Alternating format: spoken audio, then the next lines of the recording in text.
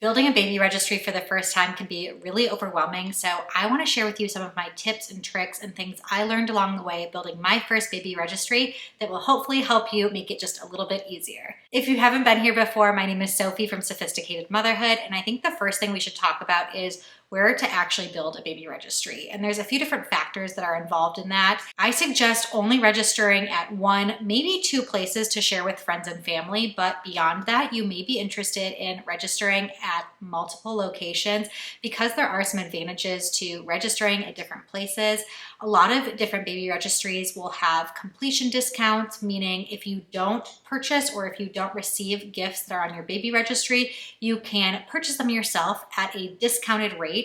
The amount of time that you can complete your baby registry and make those purchases varies by company. Some will have a higher percentage discount, some will have a lower percentage discount, some will limit the number of purchases you can actually make. So some will say that you can make 2 purchases using that discount, while others will say unlimited purchases within 6 months after your registry is complete or after your due date. So just make sure to look at the fine details of all of those. I would also suggest looking at which registries offer free gifts.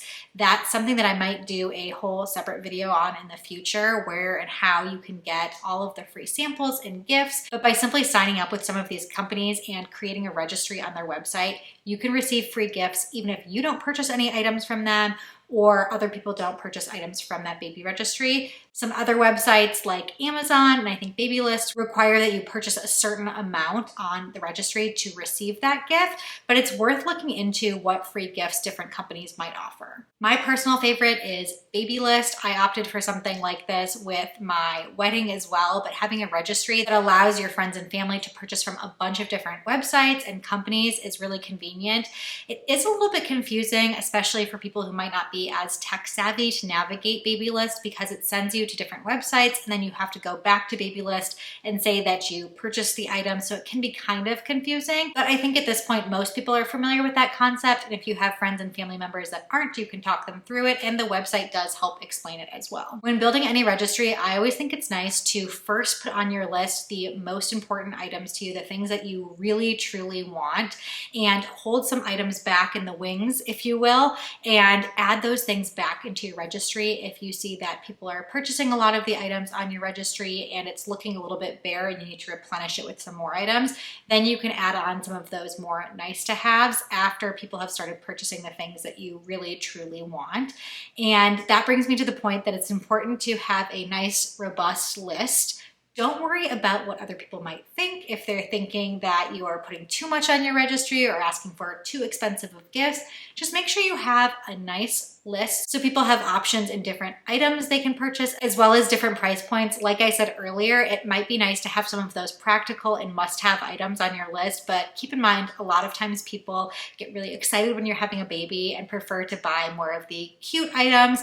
So while it might not be super exciting for somebody to buy a thermometer for you, it's probably an item that you want to have on your registry. Just have a nice balance of both, and hopefully people will find items to purchase from your registry, because the more variance you have in items and variance in price point, the more likely people are to purchase from your registry, as opposed to going off registry and getting items that you don't need or probably want.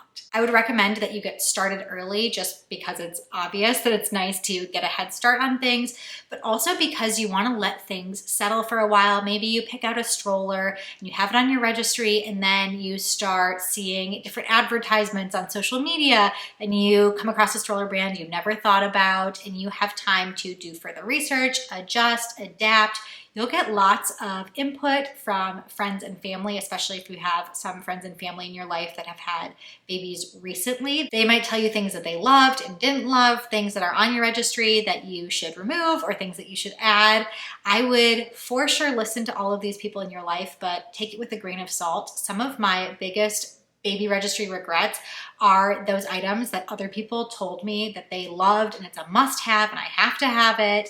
I kind of blindly put some of those things on my registry because I trusted those people, and it's not a thing of trust. It's typically personal preference. A lot of times it's preference of the baby. So if you get that feedback from friends and family, just think about those items critically and do your own research. Don't just blindly put them on your list. And that brings me to my next point of doing your own research. It is very time consuming. You can go down so many different rabbit holes with all of the different areas of babyhood. If you think about feeding your baby, from breastfeeding and formula feeding, and then once you start introducing solids, if you want to do baby-led weaning, or if you want to do more traditional purees, all of these different options result in a variety of different products that you're going to purchase. So doing research not only on the reviews of specific products you're looking at, but beginning to understand the type of parenting that you are planning on implementing when you become a parent is really important, because again, a lot of my registry regrets, I didn't think through some of those things in advance and decided to do, for example, some baby-led weaning and bought really long spoons for me to feed my child when I realized that I wanted my child to learn how to self-feed and would have done better with shorter spoons that they can hold and are more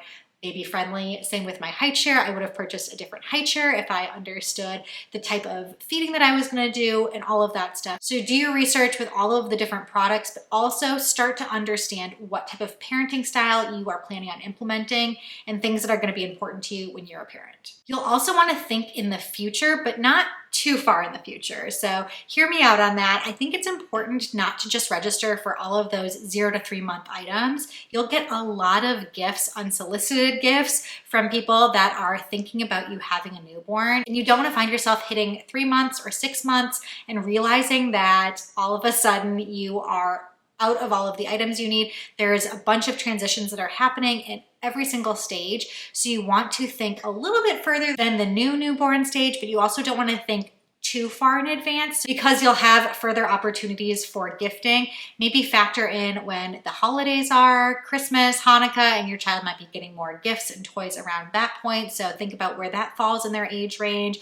You'll have a first birthday coming up, and oh my goodness, was that a huge influx of toys. So if there are toys for a child that's closer to a year, I would hold off on those. Try and keep things to the less than 12-month range, but really thinking about the variety of phases your child's gonna go through. Again, introducing solids, maybe some toys, beginning to learn how to walk, like a walker. You get the idea. The other caution I'll give you when I say to think in advance is to really hold off on some of those larger items for older ages, just because things evolve in the baby industry so quickly. An example is that my mom recommended that we register for a second car seat. So we received our infant car seat from my in-laws, and my mom was saying it'd be a great idea to add to our registry a convertible car seat for an older child, which I thought would be a great idea as well. We got one, and then all of these swivel car seats started hitting the market. And when I was pregnant and registering, that really wasn't a thing. They're car seats that rotate in the car. They're the greatest things ever, so that you can easily buckle your child and take them in and out, because with a convertible car seat, you can't take it in and out like you can with the infant car seat. And it can be so difficult to get those wiggly bodies all buckled in when they're turned to the side. So I regretted getting my convertible car seat earlier and wish that I would have gotten a swivel one. And it's because I registered too early and a new technology hit the market and I bought something too early. Also, keep in mind with car seats, they do have an expiration date, so buying them too far in advance starts that clock ticking. It's inevitable that you'll be getting some gifts that are not on your registry. Again, people get so excited about getting cute little baby things. So some of the items that are most common to receive that are not on your registry, unsolicited gifts that I would probably try avoiding to put on your registry because you'll get these gifts anyway, would be books, stuffed animals, lots of those little infant newborn toys, little teethery type toys, clothes, blankets. Those are all very common. So I'd try and avoid adding those on your registry. If you do want items in those categories, so if you want toys for your child, I would recommend specific toys. People don't think about bath toys. That's what we registered for, and nobody else got us any bath toys other than anything that was on the registry.